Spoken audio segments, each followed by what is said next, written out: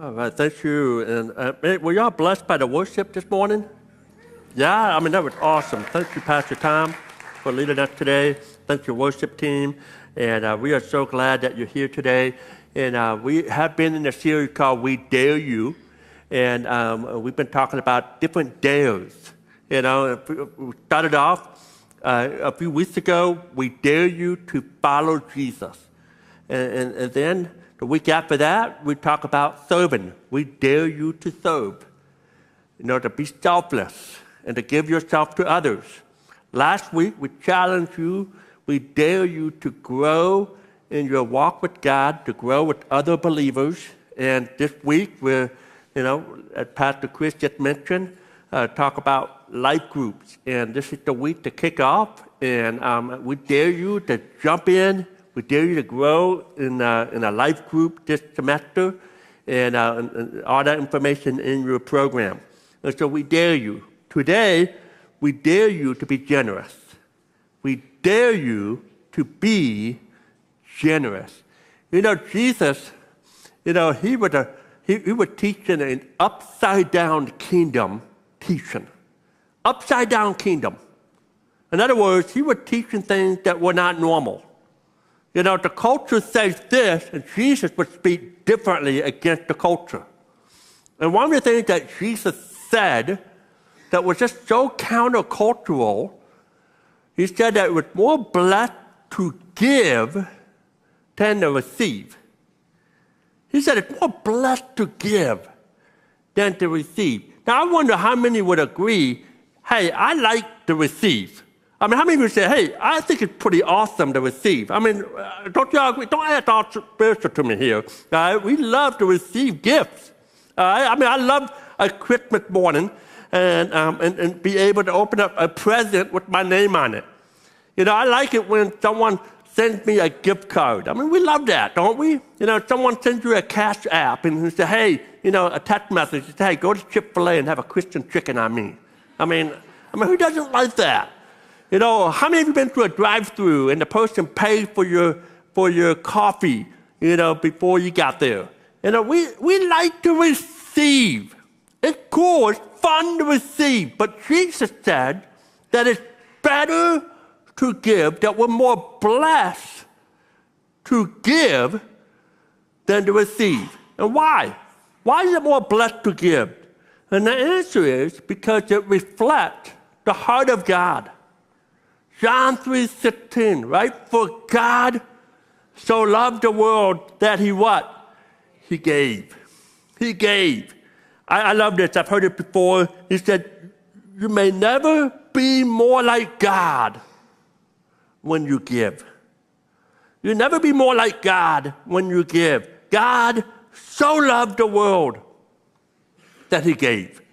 And here's what I know about this room. Here's what I know about the people here today. Many of you want to be generous. Many of you feel like you can't, though. You want to be, but you can't. And the reason you feel like you can't is because you believe that you don't have enough to be generous. You don't have enough to give. And the reason I know that about you is because I was like that. As a young man, I had a very limited mindset. I was living with what I've grown to know as a scarcity mindset. And so today, this is my goal. I'm putting all my cards out on the table here, putting it all out here. My goal is to build your faith. My goal is to help you to change your mindset about generosity. Because here's the reality, if you're taking notes, many of us don't have a money problem, but rather we have a mindset problem. And so my goal today is to help you see the mindset, the different mindset, and to change your mindset. God is calling every single one of us to give. Now, I want to look at 2 Corinthians chapter 8. I'm going to give you a quick context of 2 Corinthians 8. And Paul, he writes this letter to the Corinthian believers. And if you don't know about Paul, he was a Jewish man. And when he got saved, God actually called him not to just take the gospel to the Jewish people, but to take the gospel to the Gentiles. And the Gentiles were the non-Jewish people. And so he was going to take the gospel to the Gentiles, and there was some tension when he started doing that. When he said, hey, I'm going to take the gospel to the Gentiles, there was some tension because, the Jewish people said, hey, Christianity belongs to us. Christianity came out of the Jewish people.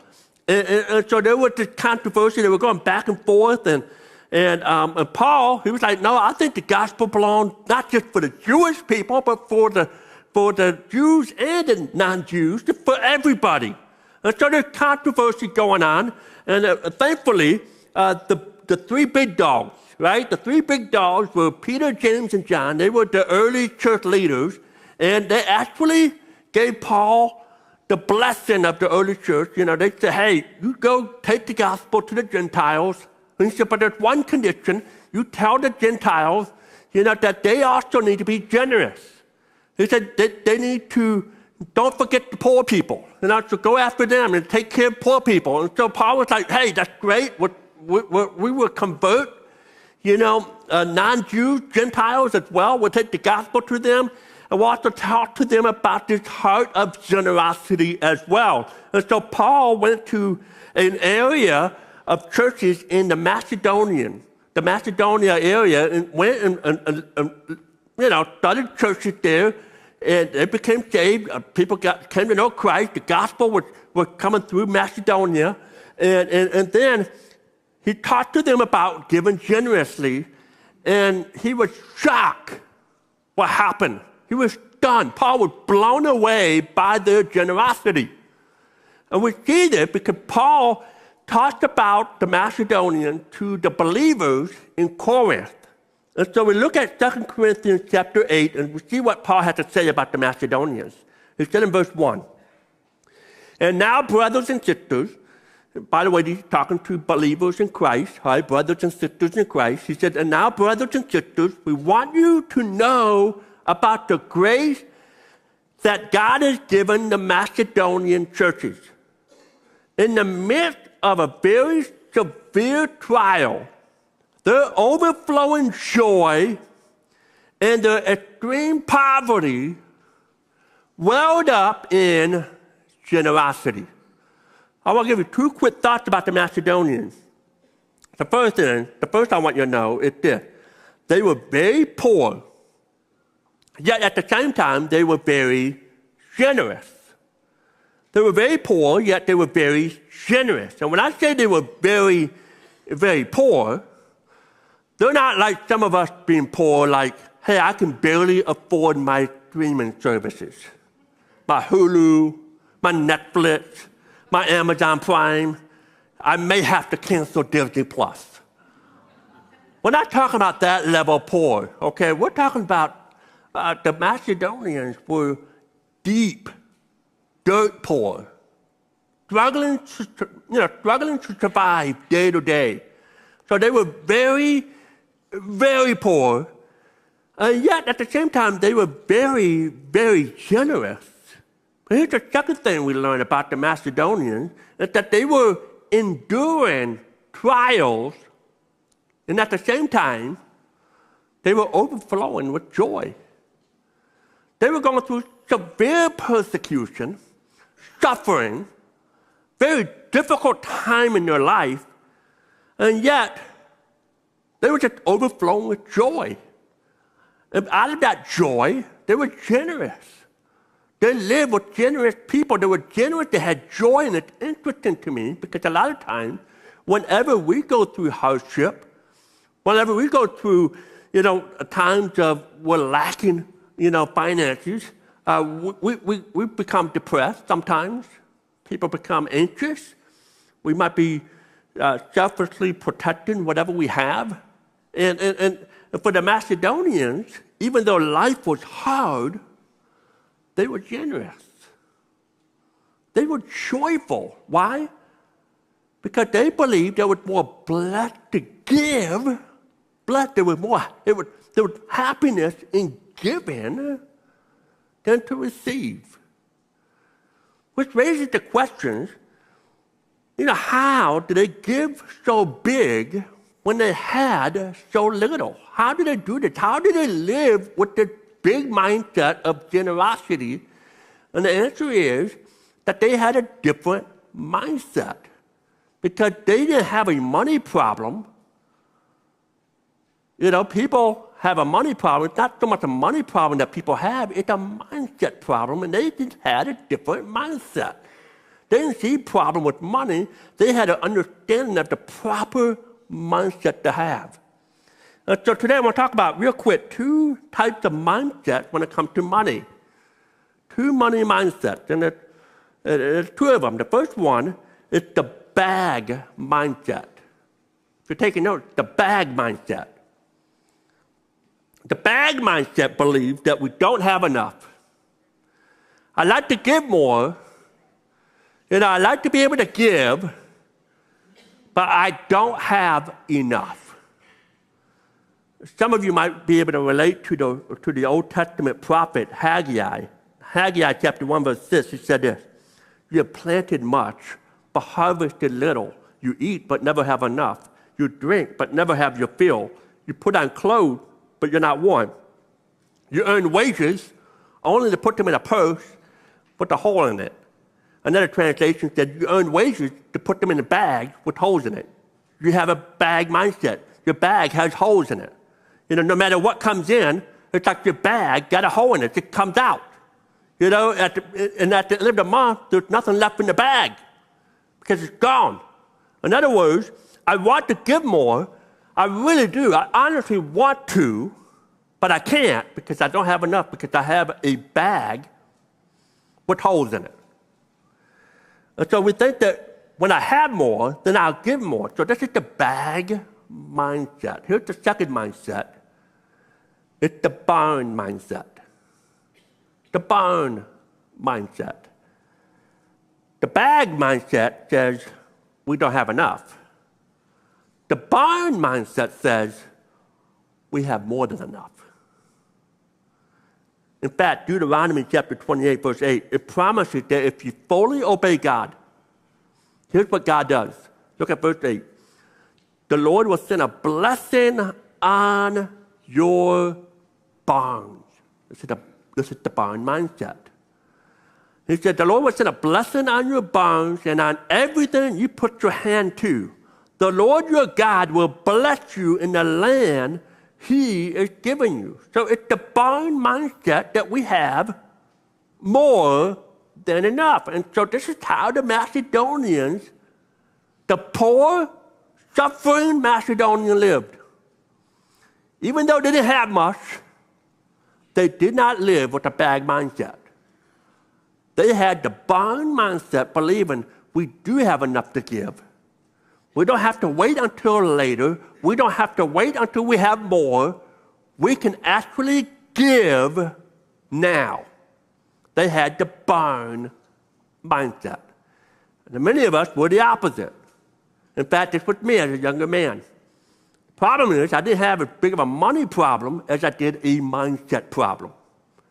I had a bag mindset. I didn't have enough. I had a bag that had holes in it. And what happens when you have the bag mindset? You fall into this cycle when you have the bag mindset. I've got this image here on the screen. I'll give you a minute to write it all out. You see in the middle, God supplies. And then the first thing you do with the bag mindset is you consume. You spend. You go on Amazon, you click buy, you get it all out, right? And then you spend it all, then you lack. You don't have enough, which leads to fear. I'm not sure how we're going to make it. You get nervous about the future. And this is the cycle that continues to happen. God gives, you spend, we consume, don't have enough, we get afraid. The cycle goes on and on and on. And this is where some of you live.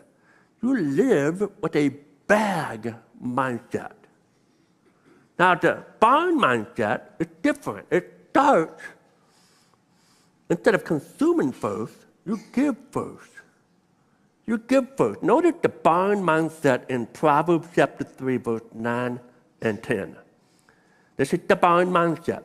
He said, honor the Lord with your wealth, with the first fruit of all your crops. Now, let me just stop here. In the Old Testament, it was kind of like a farming metaphor with the first fruit, the first part of your harvest. And when the first fruits of your crops, you honor the Lord. Give it to him first. And when you give it to him first, when you give him the first fruits, notice what happens in verse 10. Then your barns, right? Your barn mindset, your barns will be filled to overflowing, and your vat will brim over with new wine. So the first thing you do if you have the barn mindset is you give. You honor God with the very first of what he entrusts to you. And when you do that, there's a reciprocation that happens. Your barns will be overflowing. Now, giving first fruits, it's very similar to what some preachers and others would say today, what we call the word tithing. Tithing was born before the law. Tithing is in the Old Testament. Tithing is in the New Testament. Tithing is returning to God 10%. 10% of what he trusts to you. And when you give 10%, it's an act of worship. It's an act of worship to honor God. Malachi chapter 3, verse 10, probably the most famous verse. Malachi chapter 3, verse 10, to bring the whole tithe into the storehouse, which is kind of like a barn. He said that there may be food in my house. He said, test me in this, said the Lord. Test me in this. This is the only time where God ever gave us permission to test him.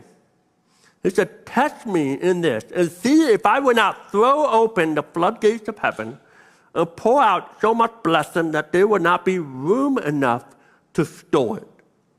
He said, test me. God is daring you to test him. He's daring you. I dare you. Test me. Test me in this area. Test me in the tithing. Test me in your 10%. He is daring us to test him to bring your first and your best and for us to trust God for the rest.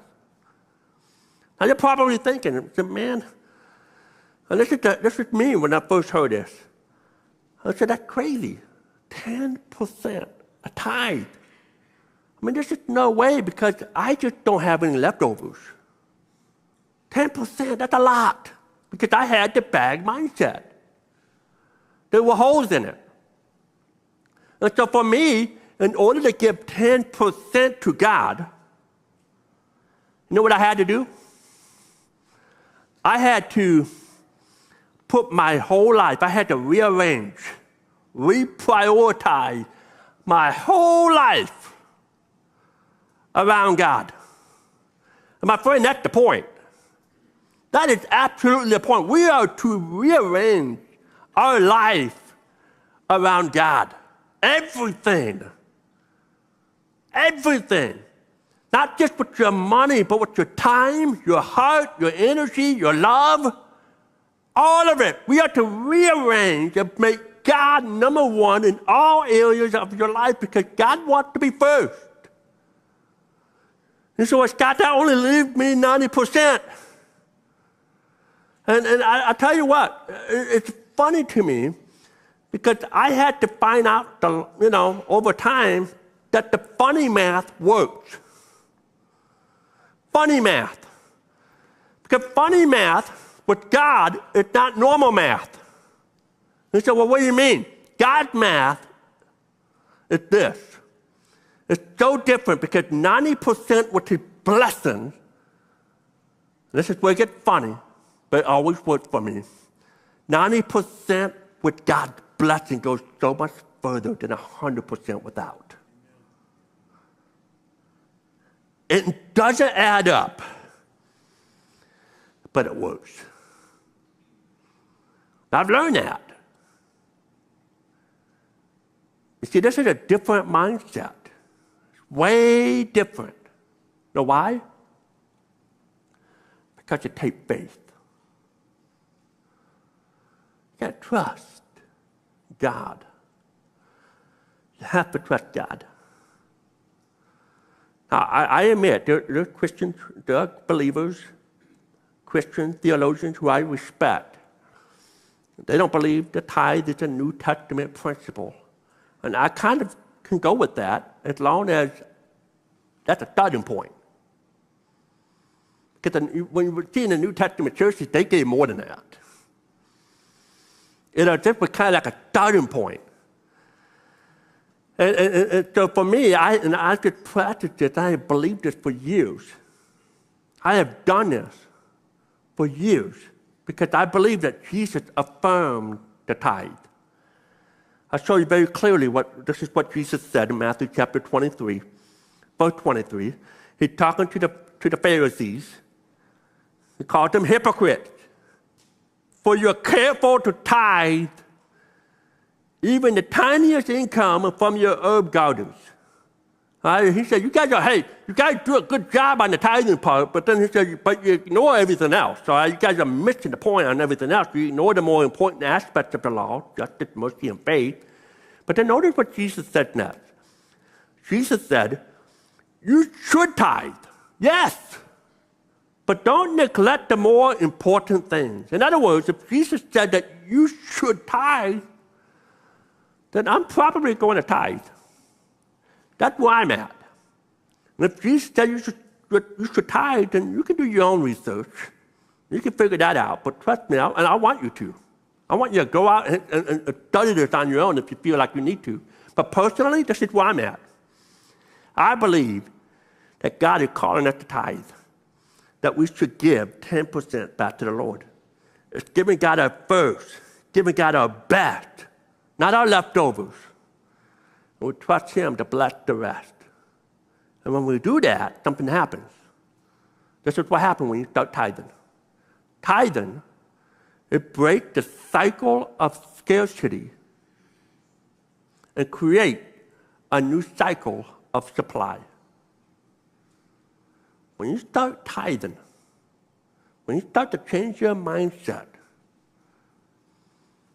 it breaks that cycle of we consume, we lack, and we fear. It breaks that cycle. It changes it to this cycle. It changes to the cycle of we give, because that's what we do first. We give God our first and our best. Which leads to the multiplication that God does in our lives, which will increase our faith. And this is a cycle that just keeps going and going and going. This is what I've learned over my life in the last 25, 30 years. I have learned that I cannot outgive God. I tried to go around and around and around. It's okay, God. I'm going to try to outgive you. I just can't. You know, and we started with our tithe, and we've grown on that. At first, I tithe off the net. That's after taxes. You know, and then I said, okay, God, I'm going to up my game a little bit. I'm going to start tithing off the growth before taxes. You know, the government takes their 20% or 15%, whatever that is, right? But that's okay. I'm going to take the tithe off of that. And then I start tithing off the other benefits I don't even get.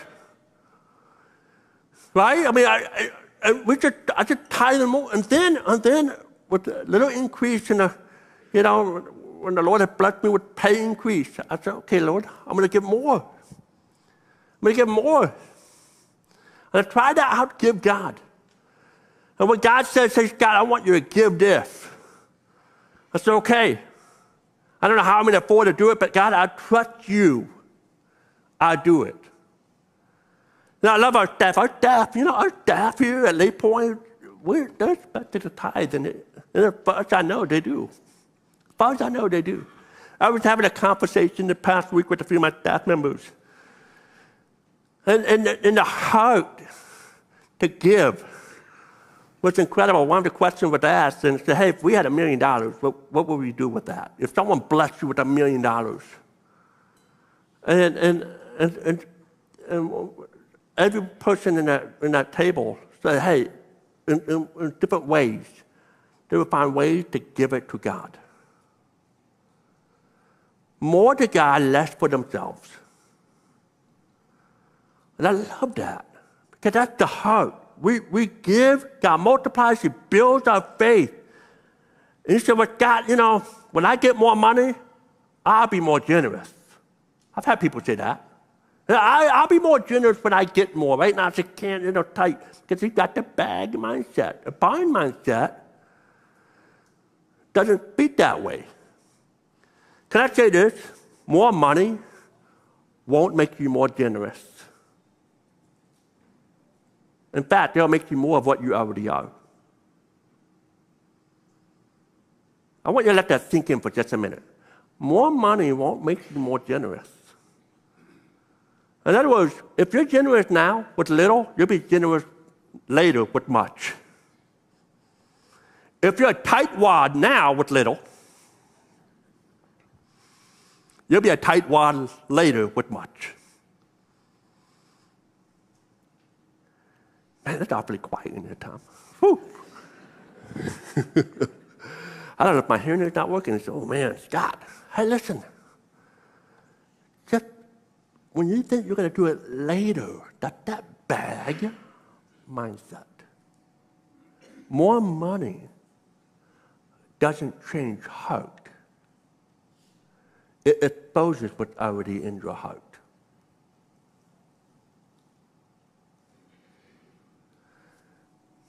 So if you're not generous now, chances are you won't be generous later. Now here's something else kind of crazy. Some of us, maybe not, maybe some of us here, you have the barn blessings. God has blessed you with so much, but you have the bag mindset when it comes to giving. It's crazy, but studies have shown that the wealthier, not in all cases, but a lot of times, the wealthier the person gets, the smaller the amount they give. The smaller the percentage of what they give away. And so my question for you, what kind of mindset do you have? Do you have the bag, or do you have the barn mindset? We'll wrap this up here. Let's go back to 2 Corinthians chapter 8. Paul, he's telling the Corinthians, he said, man, you guys got to meet these Macedonians. They are crazy in the way that they're generous. They are so generous. And so 2 Corinthians chapter 8, look at verse number 3. He said, for I testify, Paul's saying, I'm testifying that they gave as much as they were able, and even beyond their ability, entirely on their own. In other words, Paul didn't twist their arm to give. He wasn't there, trying to inspire generosity. They did this on their own. He said in verse 4, they urgently pleaded with us for the privilege of sharing in this service to the Lord's people. They were like begging to give. They were like, hey, it's an offering time. Let's make sure we pass the offering bucket twice. We want to give, and we want to give some more.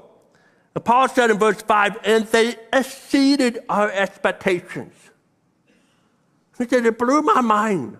And notice what they did, the Macedonians. They gave themselves, first of all, to the Lord. They had to change the mindset. They had to rearrange, reprioritize their life, their values, their possessions, their heart, their time.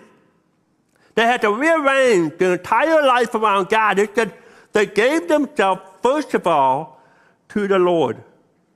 And then, by the will of God, also to us.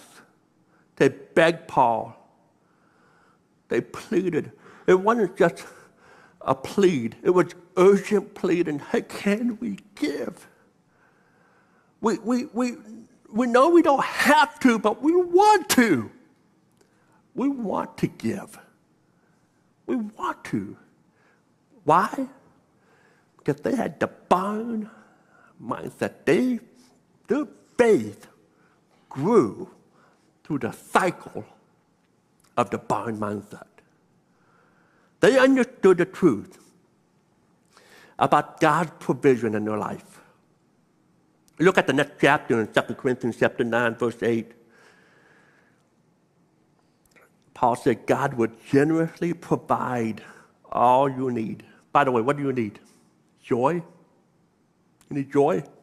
He'll give it to you. Peace? He'll give it to you. Financial provision? He's Jehovah Jireh. He is your provider. He is our provider. He'll give you everything that you need. And watch this. He said, then you always have everything you need. And plenty left over, multiplication. Your faith is growing. Left over to share with others. It's going back into the cycle of giving, God multiplying, building faith over and over and over again. If you have the bag mindset, a bag that got holes in it, if you have this mindset that I have never enough, it's never enough, it's never enough, you're always going to be waiting, and you're going to be missing out. But when you have the bond mindset, I put God first. I want to give. I want to give. It's an honor to give to God, to trust Him with my first and watch Him bless the rest. When you do that, I'll tell you what's going to happen. Let me tell you what's not going to happen. I want to be clear on this. I'm not going to tell you that when you give, that you always get more. That's not what I'm going to tell you today. You know, if you give 100, you're going to get 1,000. I'm not telling you that. I'm not saying that God can't do that, but I'm not saying that's what's going to happen. But what I am going to tell you is this, that when you honor God with the tithe, He will prove Himself faithful. Faithful. Yeah, sometimes you'll get a financial increase. But most of the time, it's way more than money. It's friendship, community, sense of purpose, blessed, unified marriage, children that serving the Lord faithfully. It's being part of a great community, the local church, working together to help people take their next step with God. So where are you at today? How do you respond? How do you respond to this message? How do you respond to the dare to be generous? In your handout note, there's a takeaway. You see on the screen, God is calling me to fill in the blank. And that's for you to fill in. How is the Holy Spirit talking to you today? Maybe God is calling you for that blank. Maybe God is saying to change your mindset. Maybe God is calling you to change your mindset. I've got the bag mindset. I need to change it to a bond mindset. Maybe God is calling you to start giving. Maybe you've never given in any significant way before. So I want to challenge you to start.